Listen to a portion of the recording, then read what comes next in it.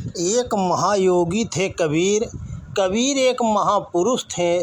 सिद्धियाँ उनके कदम चूमती थी।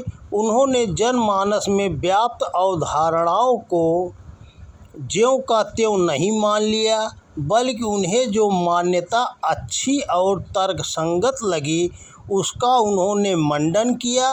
किंतु जो मान्यता अंध परंपराओं से प्रेरित थी उसका खंडन करने में भी उन्होंने देर नहीं की। वे अपने जीवन के पूर्वार्ध में काशी में रहा करते थे। काशी में रहने और मरने संबंधी मान्यता यह है कि जो वह देह त्यागता है वह सीधे स्वर्ग जाता है। साक्षात काशी विश्वनाथ उसके कानों में तारक मंत्र फूंकते हैं। लेकिन कबीर इस मान्यता के पक्षधर नहीं थे। उनकी सोच थी कि यदि ऐसा हुआ तो फिर कर्म फल का सिद्धांत निराधार हो जाएगा और बुरे कर्म करने वाले भी यह सोचेंगे कि यदि वहां आकर मरे तो उन्हें भी मुक्ति मिल जाएगी। इसलिए इस धारणा को अमान्य करने के लिए वे जीवन के उत्तरार्ध में मगहर चले गए, वहीं रहे और शरीर भी वहीं त्यागा। मगहर में मरने संबंधी मान्यता यह था कि जो वहाँ मरता है वह सीधे नरक को जाता है। वहाँ मरकर कबीर ने यह सिद्ध कर दिया कि स्वर्ग और नरक किसी स्थान विशेष से संबंधित नहीं है, वरन वे भले बुरे कर्मों पर आधारित है। फिर चाहे व्यक्ति कहीं भी मरे वह कोई महत्व नहीं रखता, महत्व मात्र हमारे अच्छे व बुरे कर्मों का है। कबीर एक सिद्ध पुरुष थे। वे निराकारवाद के समर्थक थे। ध्यान ही उनकी मुख्य साधना थी और उसी के बल पर उन्होंने सत्य का साक्षात्कार किया था।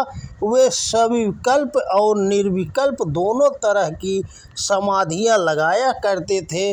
जब निर्विकल्प समाधि लगाते तो कई दिनों तक वे उसी अवस्था में पड़े रहते और फिर स्वतः ही ध्यान की भूमिका से नीचे आते। कई बार वे गंगा में पानी के भीतर चले जाते और वहीं रहते। अनेक दिनों बाद जब वे बाहर आते तो उनके चेहरे पर अपूर्व तेज होता। एक बार वे एक 9 साल की लड़की को लेकर गंगा में डुबकी लगा गए। शिष्य समुदाय उनके बाहर निकलने का इंतजार करता रहा, पर सब बेकार रहा। उनकी प्रतीक्षा 5 दिनों बाद समाप्त हुई। जब वे बाहर आए तो दोनों ही बहुत आह्लादित थे। लड़की से जब पूछा गया कि वह पानी के अंदर कैसे रहती थी तो उसने बताया कि भीतर एक मकाननुमा संरचना थी जो कांच जैसे किसी पदार्थ से बनी थी, पर सही वह कांच भी नहीं था, क्योंकि उस संरचना में रहते हुए भी वह पानी का स्पर्श कर सकती थी, उसका प्रवाह देख सकती थी, पर वह डूबती नहीं थी। इतने दिनों में उसे वहाँ भूख प्यास कुछ भी नहीं लगी। समय कैसे बीत गया कुछ पता नहीं चला। 5 दिनों बाद जब कबीर के साथ वह गंगा से बाहर आई तो बिल्कुल कमज़ोर नहीं लग रही थी। उसमें वही स्फूर्ति और चपलता थी। लोग उसे देख हैरान रह गए। कबीर जिन दिनों काशी में रहते थे तो एक बार अपने शिष्य के साथ गंगा तट पर आए और वहां खड़े होकर किसी की प्रतीक्षा करने लगे। शिष्यजन इससे अनभिज्ञ थे, पर उनकी दृष्टि बार बार गंगा के प्रवाह की दिशा में उड़ जाती। इससे शिष्यों को इतना तो आभास हुआ कि वे किसी का इंतजार कर रहे हैं, पर वह कौन है और गंगा की धारा में उसका क्या संबंध है या वे जान नहीं पाए। किसी ने उनसे यह पूछने की हिम्मत भी नहीं जुटाई। लगभग 1.5 घंटे बाद उनके चेहरे पर एक अद्भुत तेज उभरा। उनकी दृष्टि गंगा के प्रवाह की दिशा से होकर बहती हुई किसी वस्तु पर टिक गई। दूरी अधिक होने के कारण यह स्पष्ट नहीं हो पा रहा था कि आखिर वह है क्या, पर सभी को यह अंदाज़ा हो गया कि जिस वस्तु की प्रतीक्षा में उनके गुरु इतनी देर से यहाँ खड़े थे शायद वह मिल गई। थोड़ी देर में उसके हाथ पैर और सिर भी दिखने लगे। अब शिष्यों को पता चला कि वह कोई शव है। जब वह शव और निकट आया तो कबीर ने अपने शिष्यों को संबोधित किया और कहा कि यदि इसमें से कोई तैरने की विधा जानता हो तो वह शव को बाहर निकाल कर लाए। उनके मुंह से यह शब्द निकले ही थे कि उनके एक शिष्य ने उफनती गंगा में छलांग लगा दी। जल्द ही वह मुर्दे तक पहुंचा और उसे पकड़कर किनारे ले आया। कबीर ने उसे जल से बाहर निकालने को कहा। कई शिष्यों ने मिलकर उसे बाहर निकाल लिया। अब कबीर ने एक बार फिर अपने शिष्यों को संबोधित किया और पूछा, बताओ यह व्यक्ति जिंदा है या मुर्दा है?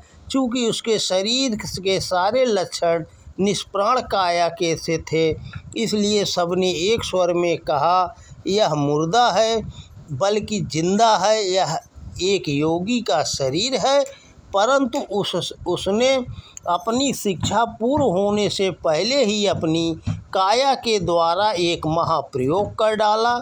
इसके गुरु चतुर्मास पर बाहर निकले हुए थे। उन्होंने जाते जाते इसे एक सिद्धि दी थी कि और वे इस शिष्य को निर्देश दे गए कि जहाँ तक और जो कुछ अब तक सिखाया गया है वह उसका बराबर अभ्यास करे। उनके लौट आने पर आगे की शिक्षा प्रारंभ की जाएगी। कुछ दिनों तक तो सब कुछ ठीक ठाक चलता रहा। युवक उन्हीं प्रयोगों का अभ्यास करता जिन्हें गुरु ने उसे अब तक सिखाया था, पर एक दिन उसे कुछ और सूझा। वह ध्यान की अगली भूमिका में प्रवेश करने का प्रयास करने लगा। कई दिनों के प्रयास के उपरांत तो वह प्राणों को सहस्त्रार चक्र में चढ़ाने में सफल हो गया। उसने निर्विकल्प समाधि लगा ली, किंतु प्राणों को नीचे उतारने की विधा मालूम न होने के कारण वह सामान्य स्थिति में न आ सका। उधर ग्रामीणों ने उसे कुटिया से बाहर आते न देखकर कुटिया के अंदर झांका। शरीर जड़वत पड़ा था। जीवन के कोई लक्षण दिखाई नहीं पड़ रहे थे। योग विज्ञान का जानकार आसपास कोई था नहीं जो उन्हें यह बताए कि यह मृत्यु नहीं अपितु ध्यान की सर्वोच्च अवस्था निर्विकल्प समाधि है। कई दिनों तक ग्रामीणों ने इंतजार किया, शरीर को हिलाया डुलाया, लेकिन उसमें जीवन के कोई लक्षण न पाकर निश्चय कर लिया कि उसकी मृत्यु हो चुकी है। बस सबने मिलकर उसकी देह को गंगा में विसर्जित कर दिया। यही काया तुम लोगों के सामने है। यह घटना सुनाते हुए संत कबीर ने कहा, हमने दिव्य दृष्टि से सब कुछ मालूम कर लिया और आज तुम लोगों के साथ इसके शरीर के यहाँ आने का इंतजार कर रहे थे। इस साधक के गुरु ने सूक्ष्म रूप से मुझे यह संदेश भिजवाया था कि उनके इस शिष्य को पुनः उन्मीलित अवस्था में लाने का कार्य किया जाए। अतः आज मैं सुबह से ही इसकी प्रतीक्षा कर रहा था। इतना कहकर कबीर उस मृतवत पड़ी देह के सिर पर हाथ फिराने लगे एवं उसके कानों में किसी मंत्र का उच्चारण करने लगे। उनके 3-4 बार हाथ फिराने के बाद काया में हलचल होने लगी और थोड़ी ही देर बाद वह मृतक के समान पड़ी काया हिलने डुलने लगी और थोड़ी ही देर बाद वह मृतक के समान पड़ा युवक उठ बैठा। कबीर उसे उपालंभ देते हुए कहने लगे, गुरु की शिक्षा से आगे की विद्या पाने की असफल चेष्टा में आज तुम अपने प्राण गंवा बैठते। ऐसी भूल आगे कभी भी न करना।